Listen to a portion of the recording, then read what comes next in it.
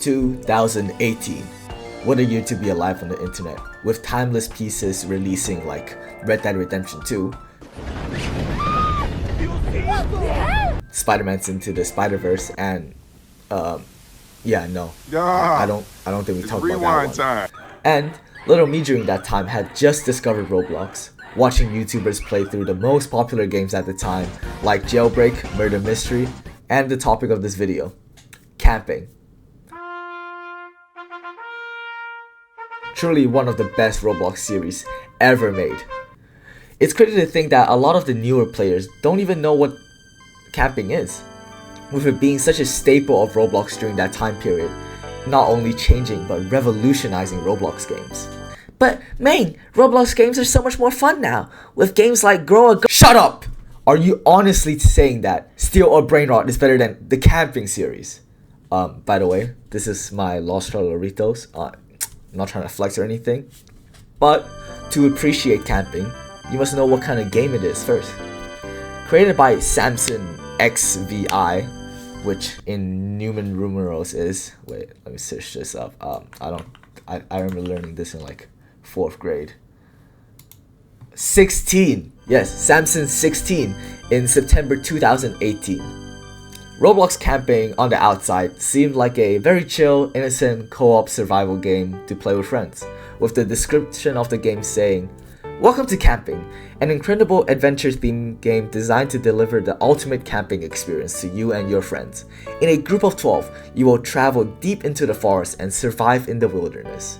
Enjoy your time exploring the wonders of the forest by telling stories by the campfire, and much more." See, camping is what we professionals of the industry call a bait and switch game. A game with deceptive titles and descriptions describing another type of gameplay, with the actual game offering something completely different, and in this case, a little tinny hinge of horror. See, nowadays we see a lot of these bait and switch horror games on Roblox, which I argue are way scarier than camping, tackling way more grown-up topics using psychological horror, with games such as Jim's Computer and Life Therapist. Camping might not be the scariest or even the most psychologically scarring game, but it was truly the game that changed Roblox, for better or for worse. You see, many people might not even label camping as a bait and switch game, but a story game. And that's a whole rabbit hole that we will tackle way later in the video for pacing issues, of course. And speaking of pacing, this intro is getting way too long. But before we start, here's the mandatory beg for your subscription. This video is very different from my past videos, but I put a lot of work into this. And if you'd like to see more of these retrospective, analytical type videos on not only Roblox games, but also other games, please drop a like and subscribe. I would greatly appreciate this. And lastly, I am only a human, and I will probably make some mistakes during the video, so feel free to clown me and voice your opinions down in the comments. Without further ado, let's start with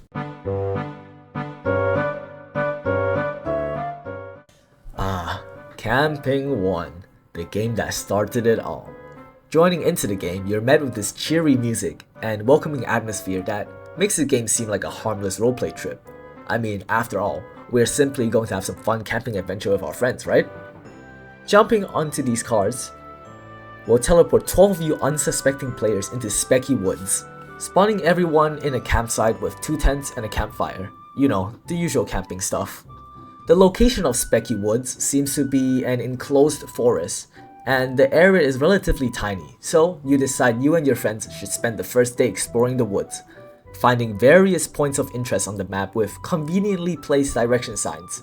I mean, like everywhere on the map. Like, okay, seriously, even a toddler couldn't get lost here, right? The first thing I noticed that was strange was the assortment of 2 random pillars that I could climb up. On top of the first pillar, where I found a s'more. You see, several survival items such as medkits, umbrellas, s'mores, lucky coins, and flashlights are randomly spawned and scattered throughout Specky Woods to help you better survive the woods. It's not like we're gonna need any of that, right? There's also a pond with like a 10% chance that Moto from Madagascar will be seen chilling in the pond as an Easter egg. Anyways, Right next to the two pillars is this Unabomber looking ass shed that is boarded off, and if you walk towards the other side of the forest, past a well, is a really small cave. After seeing everything the forest offered, the two pillars seemed really out of place. I wonder if there's a reason we could climb it. Last but not least, there's a newspaper stating, "Camping trip gone wrong. A family of 5 went camping in the local campgrounds and were reported missing after not returning for a prolonged time. 4 of the family members were found and confirmed dead, but their son is still missing.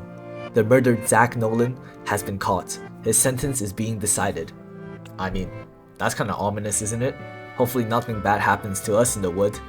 Like, what's the saying? Lightning never strikes twice at the same place. In no time, night will come and everyone is teleported back to the campsite. Right at this time, you would think that the game is low-key kinda actionless and boring, with the narrator telling you guys to, tell camping stories to each other.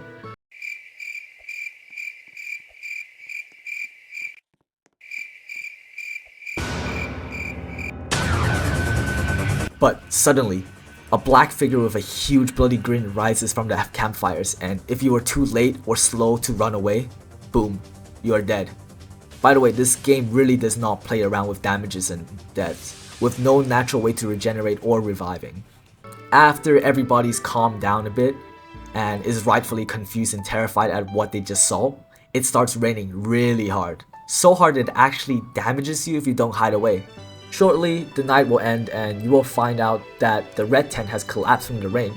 With only having one tent now, the narrator suggests that we actually go stay in the cave tonight, which is low-key a good idea, except for the fact that you were attacked by a monster last night, so why wouldn't you just leave the forest today? But before we head into the cave, you see 2 park rangers in the distance, and you go and investigate. Hi, I'm Park Ranger Daniel. We believe a bear has been killing off the deer population in the campgrounds. It has become a growing problem for us. We plan to have all these bear traps set up by nightfall. Be careful of them. You'll be safe if you stay within the designated camping area. When the night arrives, you are teleported into the cave, and of course it's raining the rain of eternal pain and suffering. And adding to that, one of you dumbasses actually forgot to bring the goddamn sandwiches. Your friends now have to discuss, and in my case, bully someone into running through the rain all the way back to the campsite to retrieve those sandwiches. Personally, if the rain physically burned my skin and hurt me, I think I could skip one dinner, but what's worse is that by the time you've run to and back from the campsite, you'll be living by a sliver of health. And adding even more to that, there are bear traps all around the woods. Plus, if you pass the well, the monster will be greeting you. After almost killing one of your friends to get you guys sandwiches, at least you expect them to be good, right? But no, this is camping, and it turns out that one of the sandwiches is actually poisoned.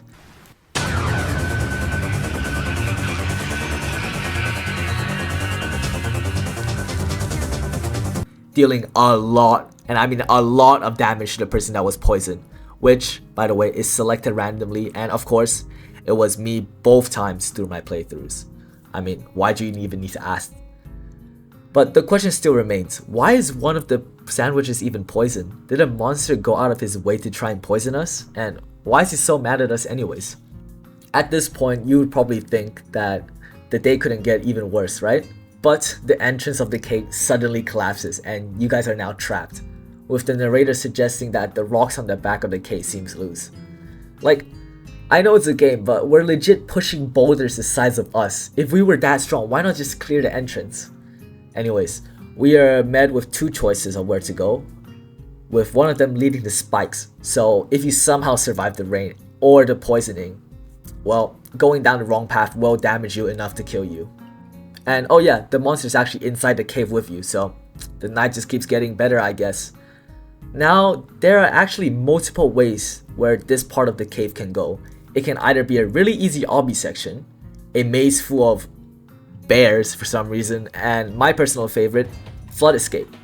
Flood Escape is a really popular Roblox game released in, I think, 2010, and it was really great to see it in camping. If you don't know what Flood Escape is, it's basically just an obby where water will rise beneath you. After reaching the light at what seems like an endless night, it is now day, and you will return back to the camp. Likely with half the amount of people that you came with. with the narrator even commenting on how disastrous this trip has become. The narrator suggests that the monster can only come out at night. So, you guys actually stay in the forest until night. Like, what is the process behind, like, okay, anyway. Like, why are we not rushing back into the city, or at least calling the rangers or the police? Walking around the woods on the third day, you'll see a strange black object stuck inside a bear trap. It doesn't seem like it belongs to a bear, so it's likely that it's actually the monster's leg. I mean, maybe the monster died after that, who knows?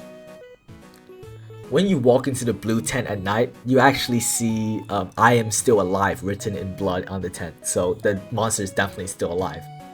Now, the third night is interesting as one of your friends, if you still have any, will actually be kidnapped by the monster.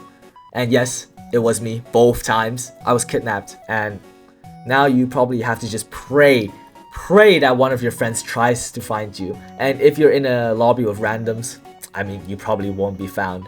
And yes, it does rain again on the third day. So if you weren't found before it starts raining, rest in peace. Hopefully the rain will end soon and you guys can escape the woods, but nope. A strange darkness is filling the woods. Go and get to high ground. And if you remember anything from all your exploring these past 3 days, you would run towards the two strange pillars. How convenient for us that they're even there and are climbable. I mean, it seems that we're safe now. Oh, never mind. The monster walks us menacingly, but God is on our side today. Finally, some good luck. It's a new day and the sun is rising. But something is wrong. The monster yells at us. No, the sun.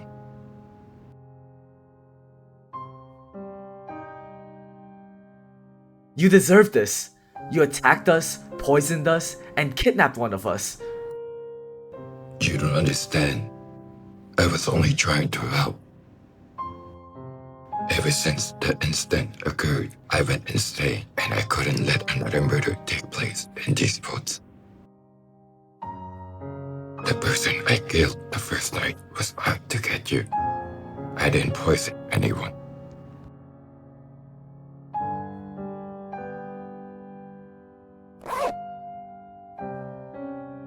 We turn in disbelief as the trader pulls out a knife, ending Camping 1. However, this is not the only ending Camping 1 actually has. If you were the trader and is the only one left by the encounter with the monster on the last day, he will actually make you pay for the sins you've committed and...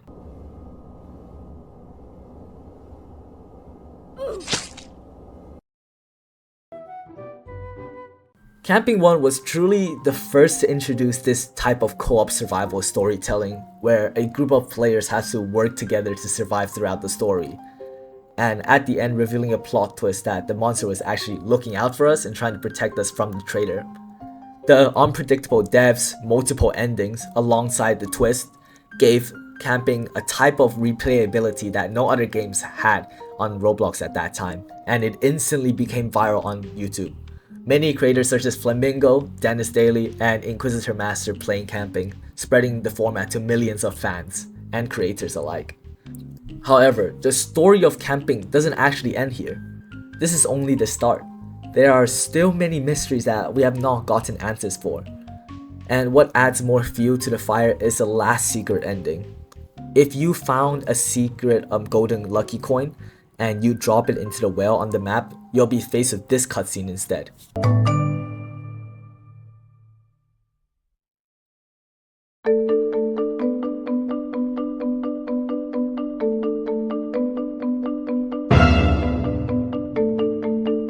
From what we can see from this cutscene is that it depicts this boy becoming the monster. But who is he and why is he so significant? Well, remember back to the newspaper we found on the first day.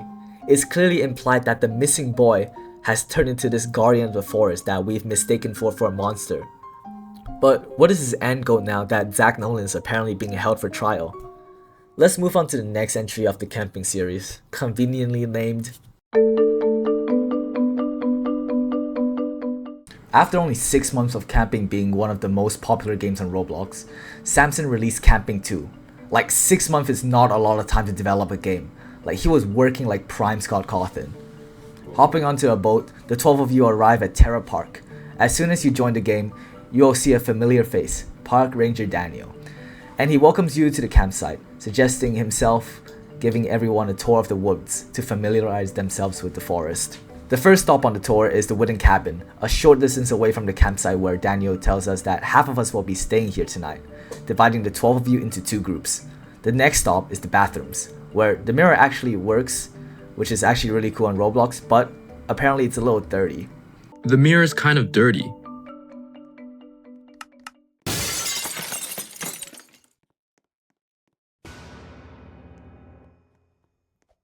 Whoa, sorry guys, we must be having some electrical problems. You got nothing to worry about, folks. We'll have it fixed up shortly. I don't know, Daniel. It didn't seem like any electrical problems to me, but to each our own, I guess.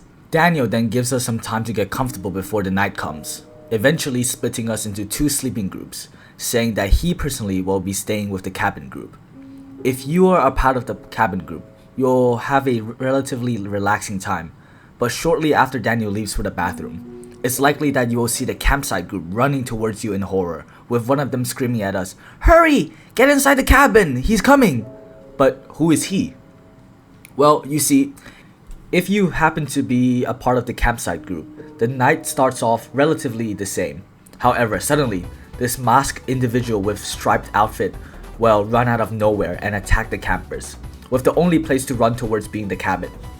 After that commotion, the 2 groups merge up and lock themselves in the cabin for safety, with everyone totally confused at who or what has attacked them, questioning if Daniel is safe. Once Daniel arrives back at the cabin and we explain to him at what just happened to us, he seems completely unbothered, taking the situation as a joke. But thankfully there weren't any more attacks that night, and when the morning comes, Daniel suggests that the group should go on a hiking trip on the Pinewood Trails today. The hike in question is actually just like an obby, but after the completion of that obby, he awards us with some s'mores. Maybe this camping trip will be fine after all. I mean, we got s'mores. But who am I kidding? This is camping we're talking about, and yes, it's again raining the rain of misery. This time, it ruins our campfire too, so now we have to go around to find some logs to relight the fire. During the time that you are finding the logs, there will be these Aztec looking ass like traps that can actually shoot you and damage you, so be careful about that. Right after that stall of a minigame, if you can even call it that, Daniel again dips away to go get something he forgot in the cabin. Okay, so if you haven't played the game before, I want you to take a guess at what happens next. Alright, if you answered the killer attacks us, you only get half a point. To get the full point, you actually have to guess the killer attacks us with some remote bombs. Like what even is camping at this point? Remote bombs? Samson, what were you thinking? And after somehow surviving, our favorite park ranger Daniel appears and asks us what happened. He seems to not believe us and urges us to go to sleep. Like I can't even, like, would you not hear the bombs from the cabin? It's not that far away. Like however, one of you do discover a gun in the blue tent. And after all the times that Daniel coincidentally leaves us when the serial killer attacks, and his general obliviousness, there we go. The player that found the gun now has a choice to either shoot or not shoot Daniel. And this will lock you in the ending for the game. So now we're going through the ending if you decide to kill Daniel. After murdering Daniel in cold blood, y'all decided to stay in the cabin tonight, since, you know, you don't want to sleep next to a rotting dead body, which, not gonna lie, is the most sane thing that these camper has decided to do this whole entire game. After evacuating to the cabin, night falls and it begins to rain heavily again. But it seems that the cabin isn't strong enough to withstand this storm, so you guys decided to take shelter in the hole. Like, I take everything back about me saying the campers being sane, because why the hell would you rather hide in a hole? Wouldn't like a hole, you know, like fill up with water? Ignoring the stupid decision, jumping in the hole, you guys somehow forget to bring the rope to climb back up. Like, I swear to God, after going through a short maze and a room full of snakes in order to find another way out of the hole, you arrive at the dead end, and again, the strange dark fog from Camping 1 returns. With the only way up being to climb up the small obby, we're met with the serial killer in front of us. mirroring Camping 1's ending. Ignoring our pleas, he tells us, Do you know who I am?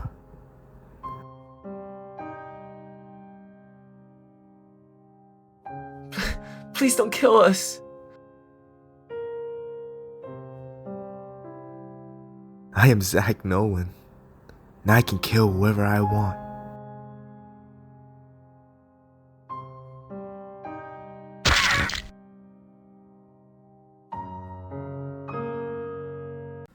But see, this is the bad ending of Camping 2. Now, going back to the choice of either killing Daniel or not, if you decide to not kill Daniel, with Daniel making us feel very bad for even trying to kill him, he tells us that he heard that there will be a very horrible storm on the radio and recommends us to seek shelter in the hole. Like, okay, Samson, I love you for making camping, but do you just think that like a straight hole down from the ground will provide you any shelter during a storm? Like, okay, if you guys are not understanding this, let me explain visually.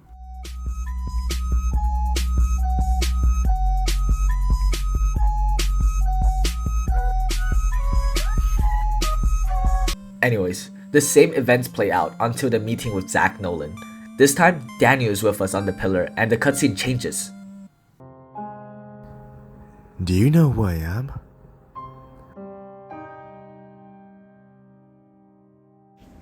Wait a minute, you're Zach Nolan. People say you're the reason Specky Woods was left haunted. That's right. I'm the man who killed a family of 5 in Specky Woods. And now I'm coming to kill you. Not the whole family.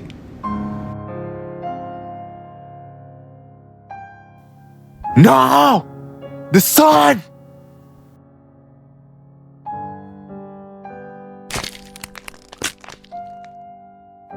I'm free.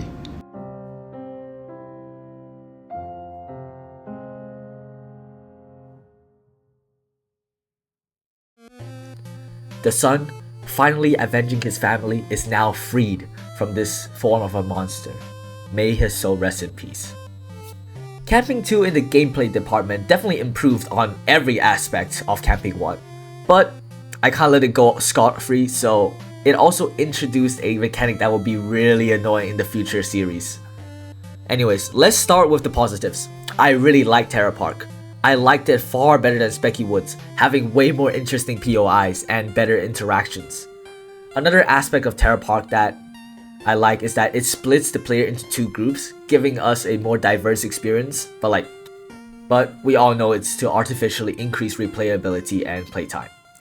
Another thing Camping 2 did better than Camping 1 was the pacing of the game. Camping 1 days felt very aimless and long, which did allow you to have more personal freedom, but gosh was it boring. Like, Camping 2 is far more scripted than Camping 1, introducing a long-run NPC that is with us throughout the story like Daniel. Speaking of which, giving Daniel a more prominent role in Camping 2 was a great decision, as not only giving another character for the fandom to geek out and make thirst traps about, but it also gives the game more personality. Now, moving on to the stuff that I didn't like about Camping 2. Samson really ramped up the random bull that can kill you, which kinda brings more luck into the game, and by the end of my few playthroughs, only me and my friends who played the game before and made it to the ending. And this felt really scummy to me, because it incentivizes the player to die multiple times before possibly getting both endings. Not only that, this game is where it introduces scavenger hunt mechanic to the story game genre. And as I will talk about later on in that section, every other story game inspired by camping adopted the finding the wood mechanic for the worst, making it incredibly long and tedious to increase playtime. However, I do think that the scavenger section in Camping 2 was enjoyable and easy, as there was also traps around the trees to make it at least some bit difficult and enjoyable, I guess. So I don't really blame Samson for starting this trend, but more at the developer that copied him for the worst. Lastly, I hate how the game treats us like babies, like spelling out the story of the game to us. I know this is Roblox, but like, it would still be nice to not get directly told everything about the story and everything that happens. Roblox game or not, the story could have been better. Speaking about the story, now that Zach Nolan is dead, I wonder which way the series is going to head towards now, with the son also being freed from his duties to protect people from Zach. Overall, I think Camping 2 improved on a lot of the aspects that worked in Camping 1. However, it also introduced a lot of things I don't like about the series. But honestly, it's mostly personal and minor. Now, let's move on to Samson's third game. What would be better than Camping 2? What would be worse? Well, let's find out. The third entry of the Camping series is...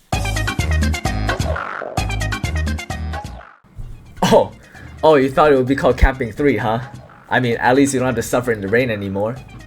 Hopping onto the elevator, it will put you at the reception of the Glumo Hotel, where you can choose which room and who you want to stay with, giving us this illusion of free will because, well, you can actually only have 2 people per room, because apparently a family of 5 is already using all the rollaway beds. After grabbing a room key, you can either head up to your rooms using the stairwell or the elevator. Once you get into your rooms, you can chill out a bit and wind down. Ignore the background footage, it's nothing. Suddenly, the music stops and you hear a loud screeching sound. I mean, you guys been through hotels, right? It's probably just someone who went to the wrong room or some people getting freaky, but after that, your free time will be interrupted by the emergency alarm system, alerting us for an emergency evacuation. Attention please. There has been a report of an emergency. Proceed calmly to the nearest exit and leave the building immediately. Do not use the elevators, use stairwells where necessary. And when you're hurtling down the stairs to get to the front desk, you will notice that part of the stairway are actually missing and broken. It will definitely catch you off guard if it's your first time and you aren't paying attention, but it shouldn't do enough damage to kill you straight away. Arriving at the lobby, you guys find it to be empty, with even the clerk being gone. Attempting to evacuate the building is futile as, well, you can see we're currently snowed in by a sudden blizzard. Feeling tired, we assume it was just a false alarm and attempt to return back to our rooms. Most likely using the elevator because after seeing what happened to the stairs, there's no point trying to get up them. However, before the elevator door closes, this giant frog looking monster charges us out. Bro, I actually can't read. Charges at us before the door shuts on him. Guys, maybe it's the urban setting or something else, but it has made our campers, well, they aren't really campers anymore, so I shouldn't call them that, but anyway, they have actually become logical. Like, that's crazy to me. They decided, due to being in a dangerous situation, to all stay together in one room. God bless you, Samson. After deciding to stick together, we squish into one room and we basically just cuddle up together and get ready for night, before getting rudely interrupted.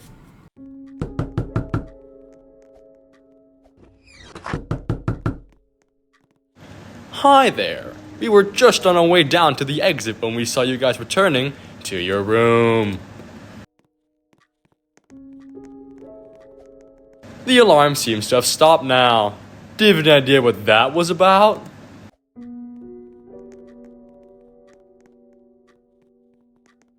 Yes, there was a giant scary monster roaming the hotel.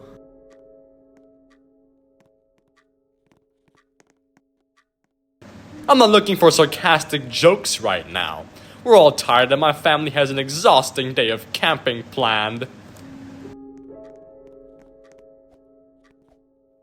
If you'll excuse us, we'll be returning to our rooms.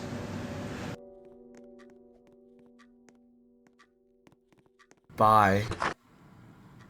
I mean, we tried to warn them, but to be fair, if I see a dozen people in one hotel room screaming about a giant scary monster, I would either think it's like a satanic cult or like a furry convention, so I mean, I wouldn't believe them, but the family leaves. But we, being the selfless heroes that we are, decided that we can't just stand around and do nothing as the family may potentially get mauled by the giant frog. Remembering that there was a telephone at the front desk, the group moves and tried to go down to the first floor.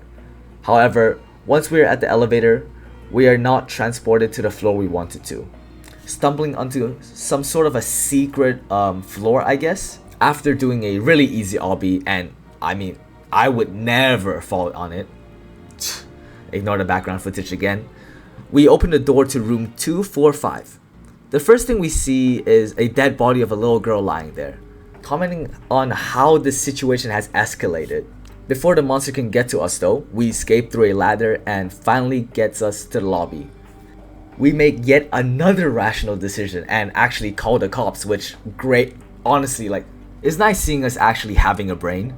The cops tells us to get to the roof so that we can be rescued by a helicopter. So we head back on the cursed elevator, and of course it gets stuck right before reaching the roof.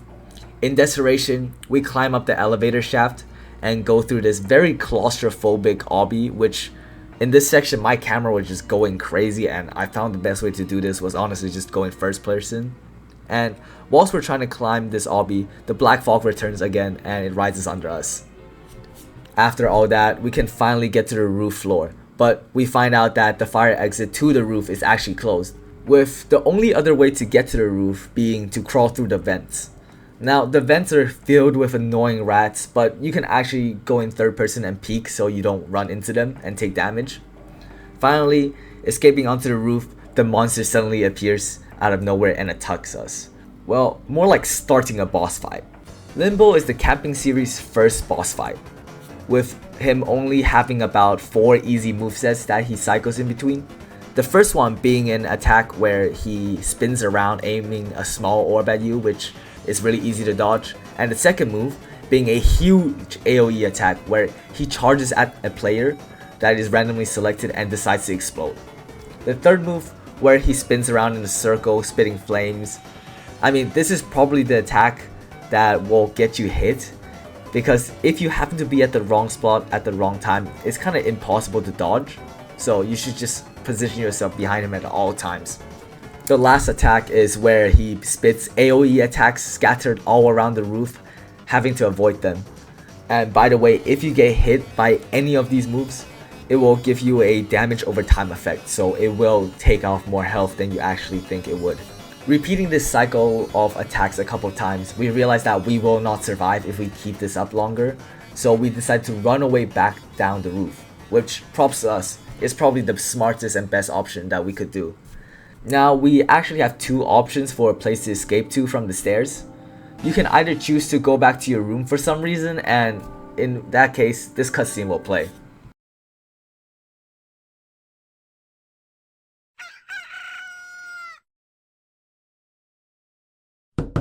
That must be room service.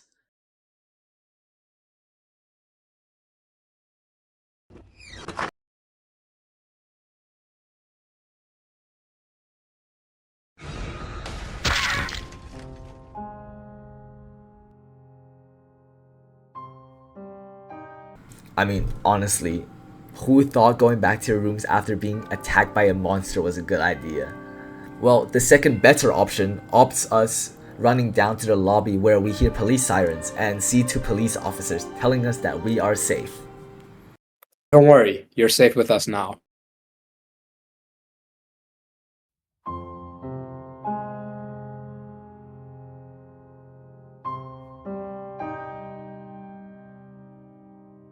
Thanks for helping us out back there with whatever that situation was.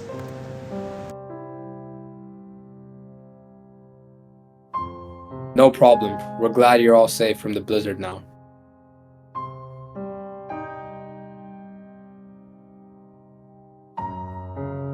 The snow should probably be melted by sunrise. We have a camping trip to get to. See ya!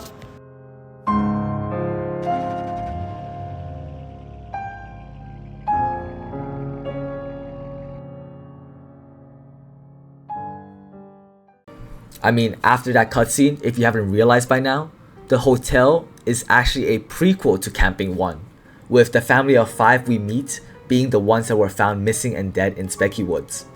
And that little kid over there? Yeah, he's Nightmare. Oh, did I mention that the black monster from Camping 1's name was Nightmare? Oh well. Hotel is definitely one of the best works in the camping series and is my personal favorite. I just love this divergence in setting from the woods that we are used to a hotel. Samson also removed a lot of the filler content from the last two games in Hotel. Furthermore, my complaints about Camping 2's protagonist making horrible decisions without a choice made from our players is solved in Hotel, as the only relatively stupid decision that you could make is to go back to your rooms after the boss fight, which is a choice completely made by the player. And I mean, Hotel, in my opinion, perfected this story game format, providing the player with not only a fun but also interesting experience. Especially with the twist at the end, with the family of 5 being the family that had actually gone missing in Specky Woods before the events of Camping 1. The reveal wasn't as straight in your face and forced as the interaction between Nightmare and Zach was in Camping 2, so I mean, that's really all I asked for.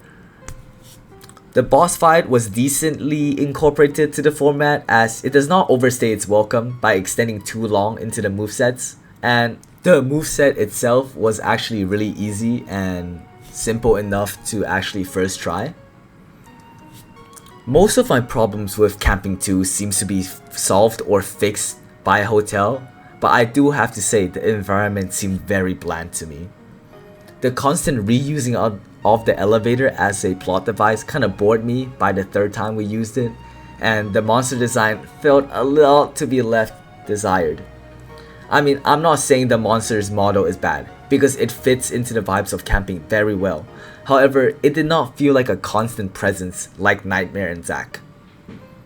This effect may have been because we were in more of a enclosed environment, unlike a forest, but Hotel, in my opinion, will always be the pinnacle of the camping series, as now we have to go from my personal favorite of the series to my personal least favorite, and that is...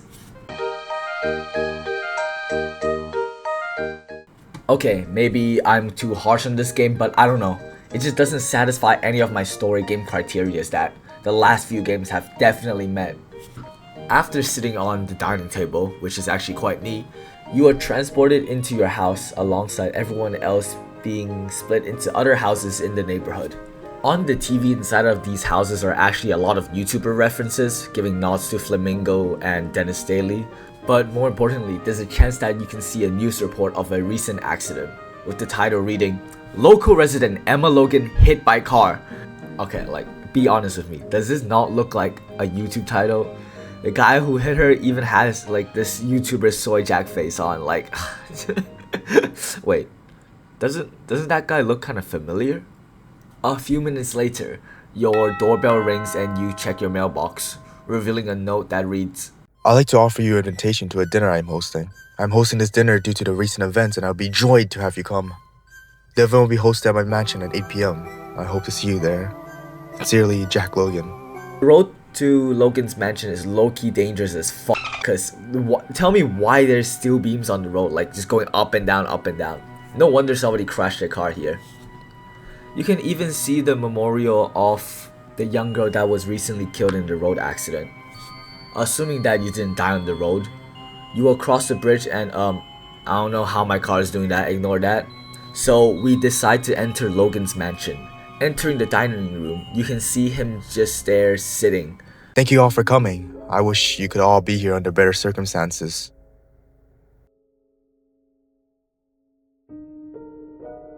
We appear to have a few guests short.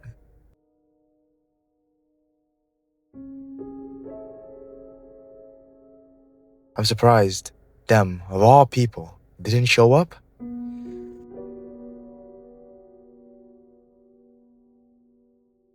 The whole reason I hosted this event was because of what they did!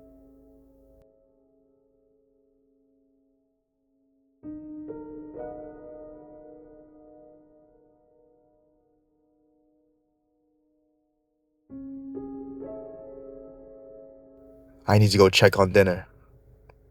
I don't think he's over the death of his daughter yet. I mean, yeah, I wouldn't be either. We go and check up on Zach, but uh-oh, that must looks familiar.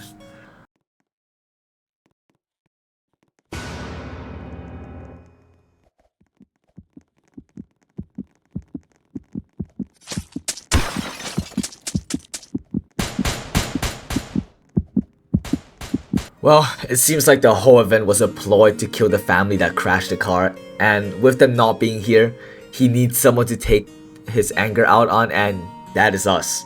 We hide inside a room as Jack's clearly gone mad. However, it is his house and he knows where we are. After a quick Shining reference,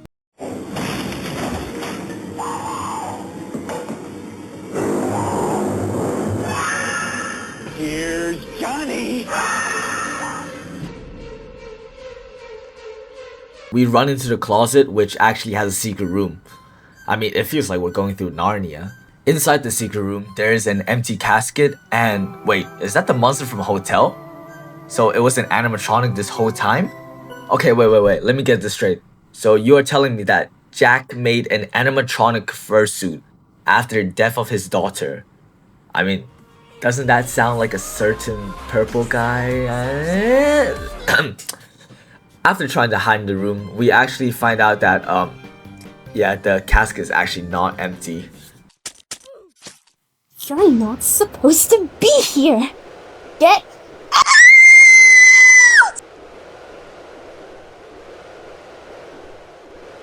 Was that the ghost of Emma Logan?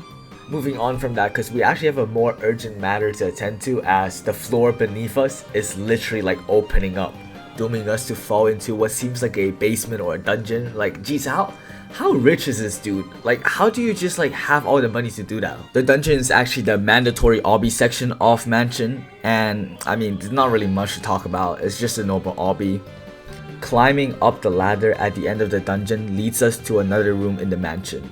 With everyone glad to be out of the dungeon, a cute little spider crawls out from a mouse hole, and another one crawls out, then another one, and another one. Soon enough, the room will be full of spiders and we will be unable to hide in this room anymore. So we all dash out the room and try to run for the front door. However, Jack has clearly boarded up the front door, and it's only sooner or later that he will find us. We open the door to a library room where Jack is actually waiting for us.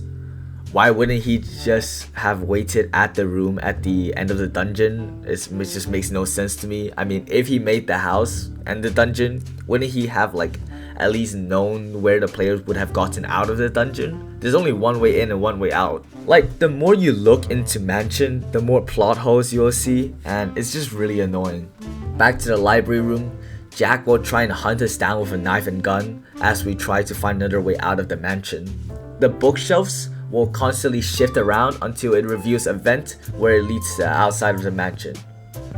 Instead of going to the police, we head home for some reason. So let me get this straight. You know this guy has gone completely crazy trying to kill you and is aiming to kill another family of 5.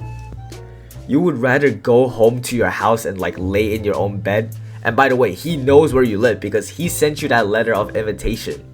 Going to the police station would not only be for your own safety, but also that family, because at least you can warn the police about this serial killer potentially aiming to kill them. All the logic improvements made in Hotel from Camping 2 just got thrown outside the window, and we're just back being stupid and irrational. And of course, the ending of the game shows us that Jack is staring at us outside the window, preparing for his kill. Man, like, Mansion was just such a downgrade coming from Hotel, and the only aspect of Mansion that I liked was them showing the origin of Jack Nolan. I mean, everything else, like, yikes, man. Let's start with the pacing of the game. Mansion is actually the shortest entry of the whole series. The game felt very short and underdeveloped. Adding to that, there's only one ending now. And it is not probably, but definitely the most anticlimactic ending in the whole series. Unlike Camping 1 or 2, where you end with a confrontation with the big bad of their respective games, and Hotel, topping all of the previous endings by ending it with a boss fight, with each game at least having 2 endings, not only gave the player a sense of accomplishment, but also more replayability. Mansion, however, having you run away from Zach's mansion did not make it feel like an adventure, you know? And even more, it just didn't feel like an ending. Another reason that I dislike Mansion is that there's just not a lot of fun gameplay aspects. With the past 3 entries always upping the one before it in the gameplay elements, Oh, people said that Camping 1 was kind of boring during the daytime and the POIs were really boring. Well, Camping 2 gave us a better location and more activities to do. Oh, Camping 2 storytelling was very basic and lackluster, plus it had a lot of plot holes. Well, Hotel fixed all of that and added a boss fight to better the gameplay. I mean, overall, it's a story game, you know? Mansion was genuinely just disappointing to replay kind of, because even though it did give us Jack becoming Zach and also giving us the connection between all the games, telling us the main players in this story being the Logan family and the unnamed family of 5 that we see in Hotel. I can sort of understand, as Samson has been pumping out these games constantly and he's bound to burn out and run out of ideas in the gameplay department. Well, you see, at this point, the story of Camping is seemingly complete with a fully fleshed out story and some reasons and a pretty okay ending. But Samson wasn't going to let his last game be the worst in the series. On June 6, 2021, almost 2 years after the release of Mansion, Samson released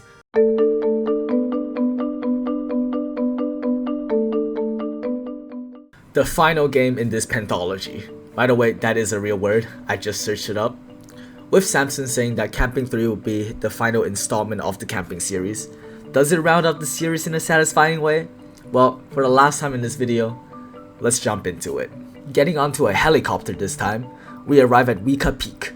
Seeing some familiar faces as Park Ranger Daniel and Steve are here with us again. Weka Peak is a huge departure from both Specky Woods and Terra Park, being in a mountain range filled with snow. So I guess we won't be seeing any rain of eternal suffering and doom, I guess. Well, back to the game. The Rangers wants to show us the lodge that we will be staying at.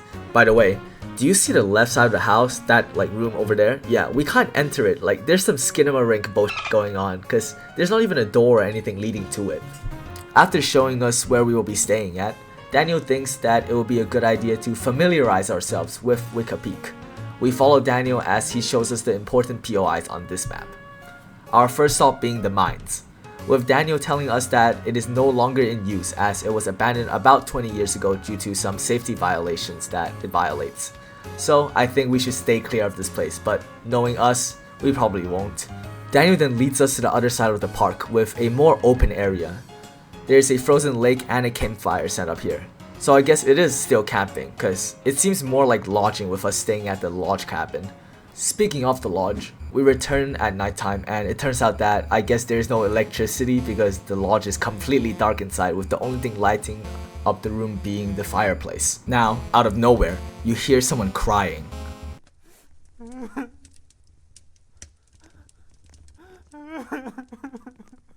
And looking outside the window, it seems to be raining. At least this rain doesn't damage us this time, because when we go outside to investigate and help whoever is crying, we are put into this circle with all the other campers to make sure we don't get lost. Which is actually a good idea, because I don't understand why people in horror movies always get separated or lost. Like, it's statistically way more safe to be with people than being alone during dangerous conditions. Like, props to the campers for staying together. However, in the gameplay department, this force field circle is really annoying because we have to move all together, with some people having the brain cells of a small fly. Finding the person crying took a really long time. After following the cries, we will actually find Park Ranger Steve cowering in fear as this cutscene plays.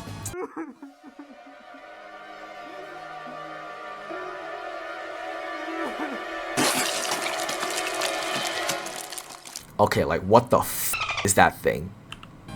So this mouse looking ass thing starts shooting lightning at us and we have to try and flee back to the lodge. Thank goodness Samson did not include the force field in this part, because I would have been definitely tweaking out with anyone running different ways not knowing where the lodge is. We all run back to the lodge and it takes us a few moments for us to even comprehend what just happened to us. I mean, we just saw a huge mouse monster eat out Park Ranger Steve.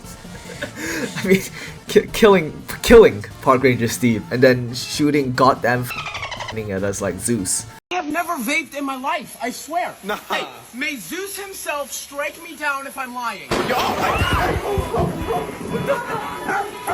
Hey, didn't strike me though. After the morning comes... Wait, hold on. Why are the lights turned on during the daytime and not night? Shouldn't it be the opposite?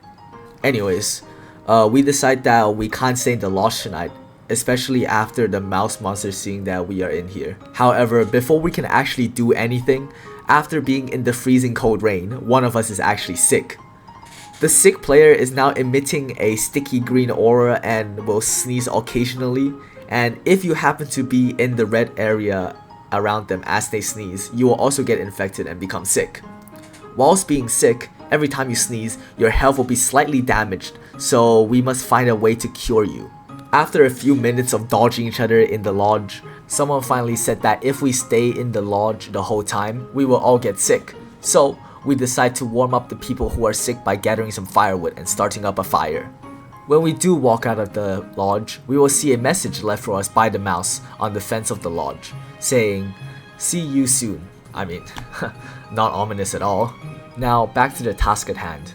This was what I was complaining about in Camping 2, as if you've played any other story game during the run of the Camping series, you will understand how many of them had this find the firewood mechanic, dragging out the playtime of the game without actually making the gameplay interactive or fun. I mean, I praise Samson in Camping 2 for at least adding some traps doing the search, and also being the first one to do it, with him also keeping it very short with only 5 wood that you need to find. However, this time, I can't really give him any benefit of the doubt as we are now collecting 7 wood and it's just a boring collection game. Well, I mean, at least I saw this important news article saying, "The Mystery of Zach Nolan." What happened to the notorious serial killer Zach Nolan? After breaking out of prison, the only known information about his whereabouts was reported by a world-renowned park ranger named Daniel. Daniel claimed to have seen Zach Nolan at Terra Park, where he was allegedly killed by a strange creature in the forest. There have been reported sightings of a strange creature around Wicca Peak. Rumor has it that Zach Nolan's undead daughter has brought him back to life in the form of a mechanical suit, similar to the one that Zach Nolan used to bring his daughter back after a tragic accident. Nobody knows if this is true. I mean, the first half is definitely true, and what you mean Zach's back to life? And an animatronic body? Anyways, we head back into the lodge to light the fireplace, curing off all the sick people. Just as we finish that, night comes, and the campers decide to stay in the mine tonight to hide from the mouse and the weather. Ignoring everything that Daniel said on the first day about it not being up to the safety code. Speaking of which, like, where is Daniel in all of this? Where has he gone? Did he also die?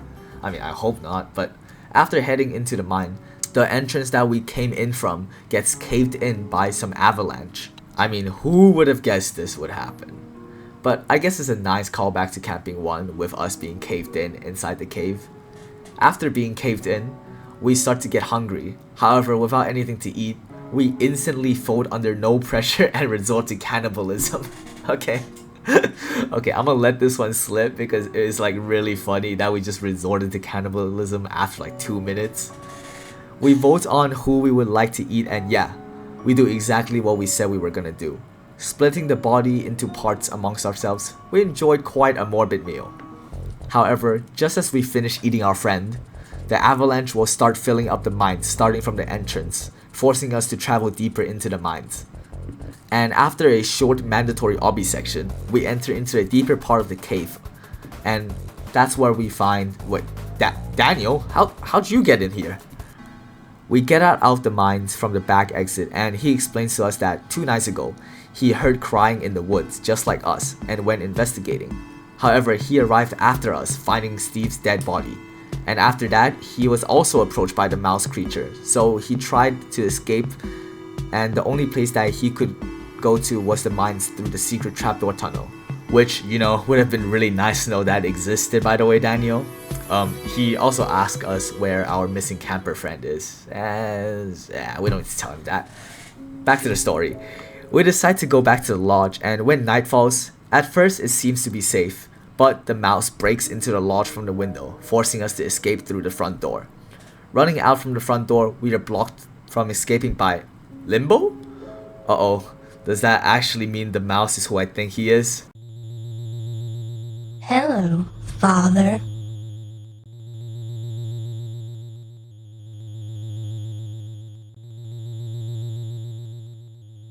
I'm glad you made it.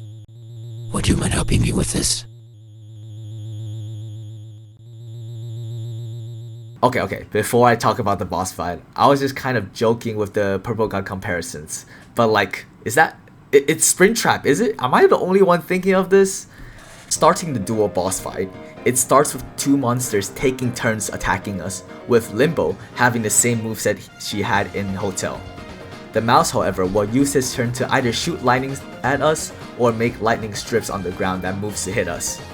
After a few rounds of taking turns, they decide to work together to use their attacks together at the same time. If you somehow survive all of their attacks, the final cutscene of the camping series will play out. Time to end this.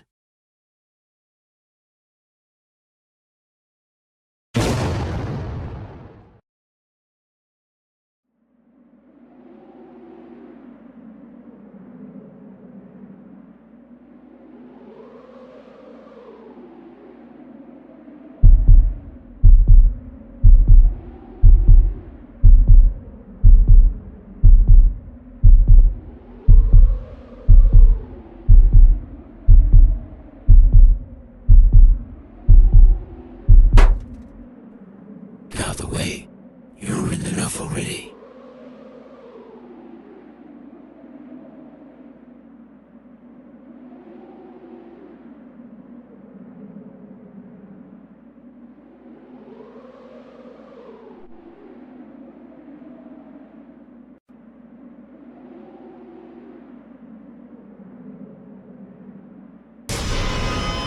Enough.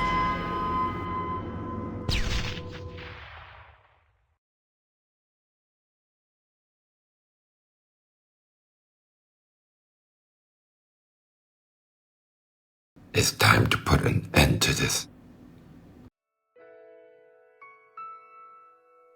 Zach? I'm sorry that I hit your daughter with my car.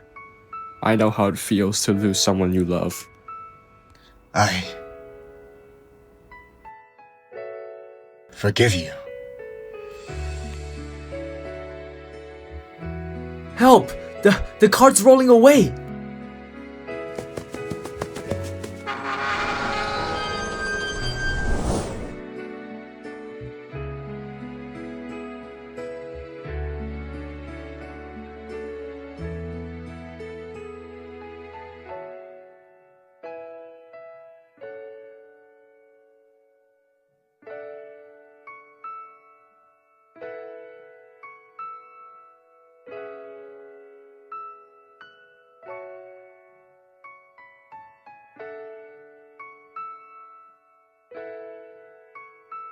Zach, finally finding closure, sacrifices himself in order to try and do right for all the wrongs he's done in his life. Looking past all his murderous actions, he is just a grieving father that had to bury his own daughter, which no one should have to do.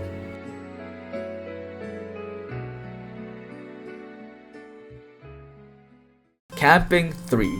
So what do I think about this? Drumroll please. Yeah, I liked it.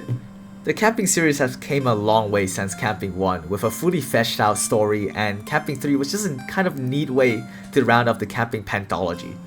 So I'm gonna keep this review brief. Things I liked. It was way more engaging because of the new gameplay segment Samson acted. And even though it was the longest game in the series, being almost 30 minutes long, it didn't feel like that Samson was dragging it out due to there constantly being things to do. Honestly, I liked how they ended the game with everyone coming back. Now for the parts that I didn't like, or I thought could have been better. As I said before, the firewood gathering part was incredibly dull with really nothing to do, and the story is just kind of all over the place, introducing the mouse using lightning and stuff. Like, it kind of just felt over the top and like even fantastical at point. I mean, not like the Camping series was ever not fantastical or grounded in reality, but I also wish that we could have seen more interesting POIs. But Samson did make it up to us by having more interesting gameplay segments like the sickness and cannibalism.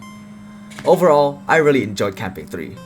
Yes, there was a lot of fan service and it was sort of a nostalgia bait, but I genuinely think that it holds up on its own.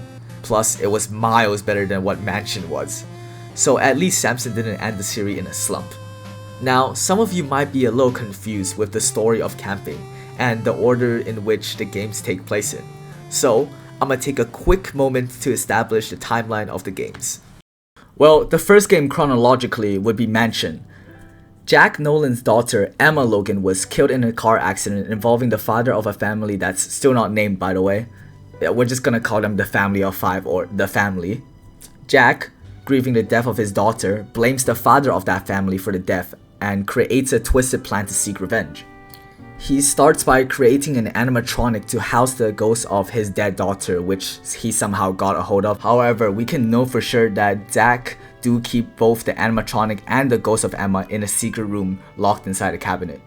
He then invites the whole neighborhood over for a dinner event, hoping that the unnamed family of 5 will come so that he could avenge his daughters. However, they do not show up and Jack decides that somebody, anybody, everybody has to pay. Clearly losing his marbles, he dons the Zack mask for the first time and chases the house guests throughout the mansion. However, they somehow escape back to their houses, and instead of reporting the incident to the police, they decide to go home and watch TV. Jack then follows each of the neighbors to their houses and kills them, making sure that there were no witness to his plans. The next entry chronologically would be Hotel, as Jack, now naming himself Zack, seems to find out that the family of 5 did not attend the dinner due to them being on a camping trip, with them deciding to actually stay at the Global Hotel the night before the camping trip due to a bad weather report. Zack, seeming to have found the whereabouts of the family, finished the work on the animatronic and using the ghost of Emma to pilot it. He then follows the family to the hotel, as we know that he is also in the hotel due to the secret ending of the hotel, which I didn't talk about because I low-key forget, so yeah, I'm gonna play the cutscene here.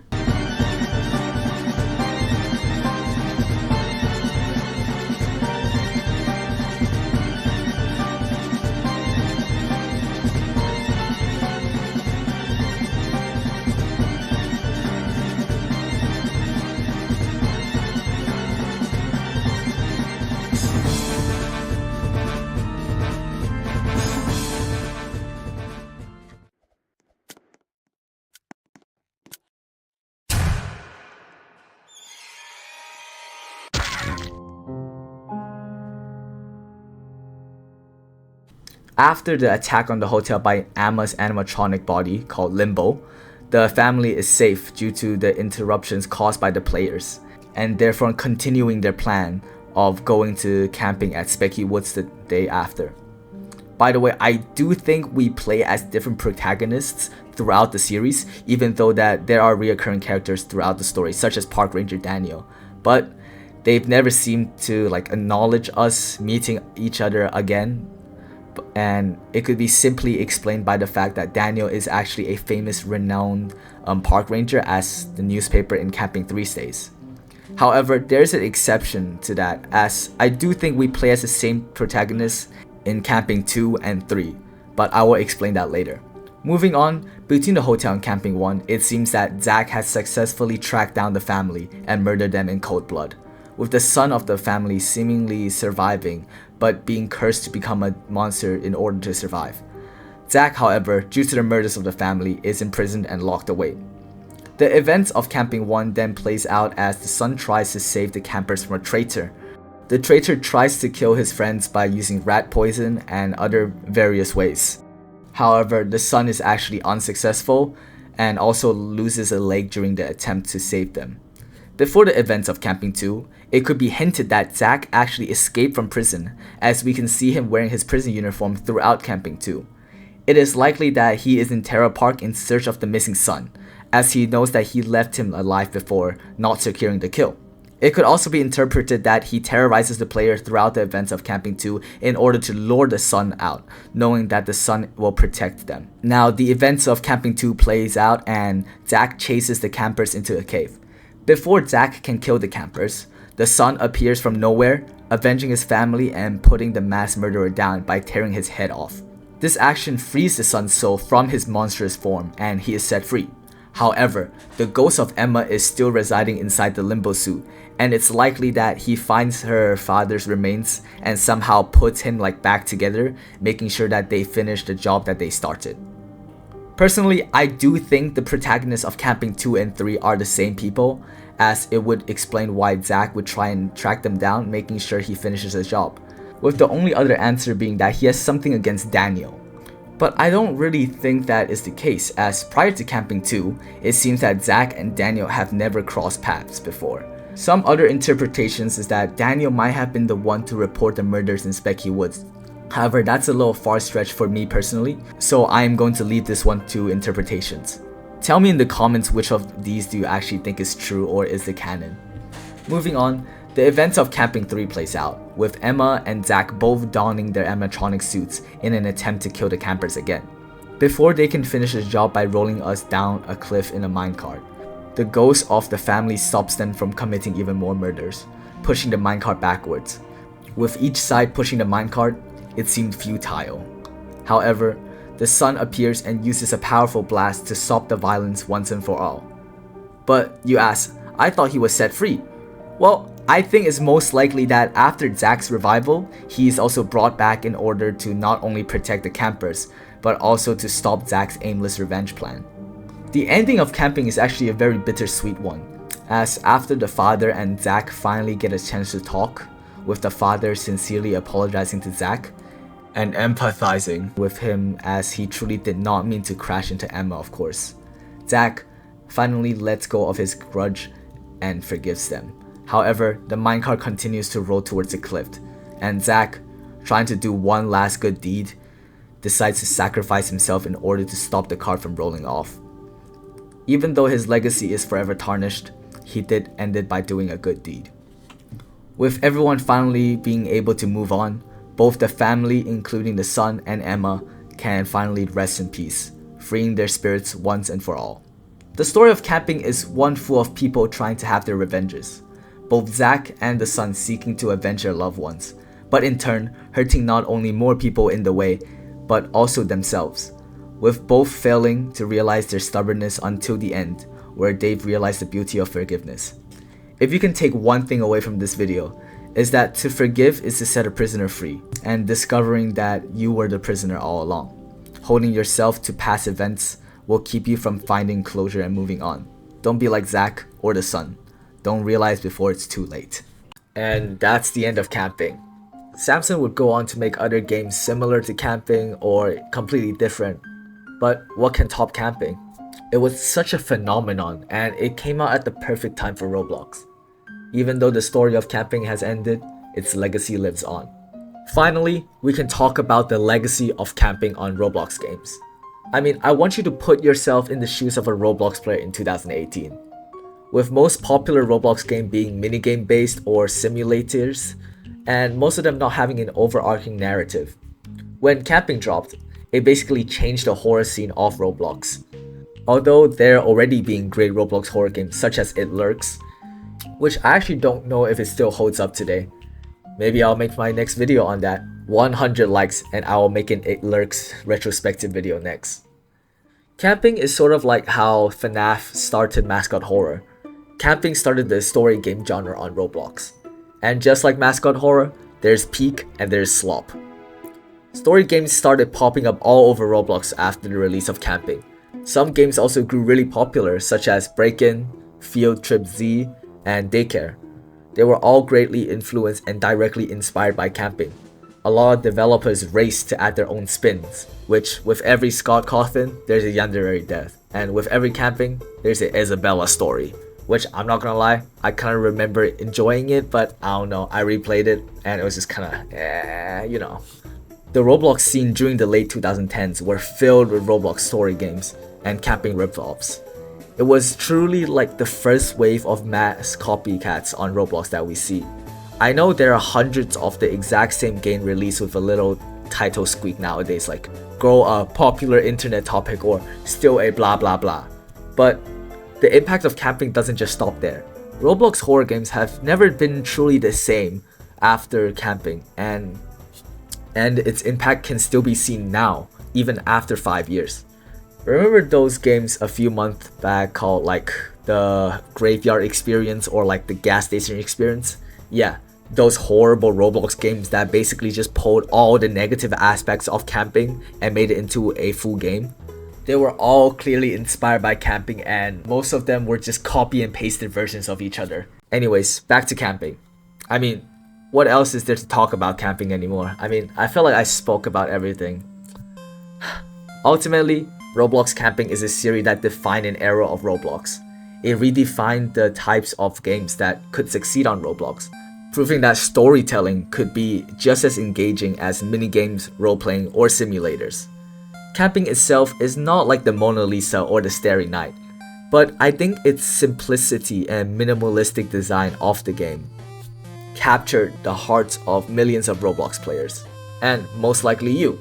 I mean, you decided to watch a 1-hour video of me yapping about a Roblox game, so if you made it this far into the video, you must have either enjoyed it or put it on in the background whilst playing some other game like Guna Rivals. Either way, thank you for sticking around, and I might not know you personally, but it does mean a lot to me that you watch me yap for an entire hour about a 7-year-old Roblox game.